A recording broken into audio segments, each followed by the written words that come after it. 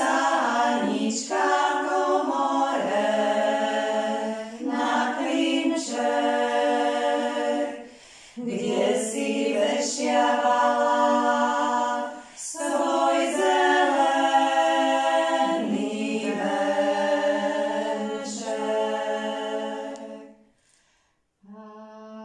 Začepčenie nevesty je starodávny zvyk, ktorý spočíva v skladaní vienka z hlavy mladuchy a následnom zakladaní čepca, ktorý nosia vydaté ženy.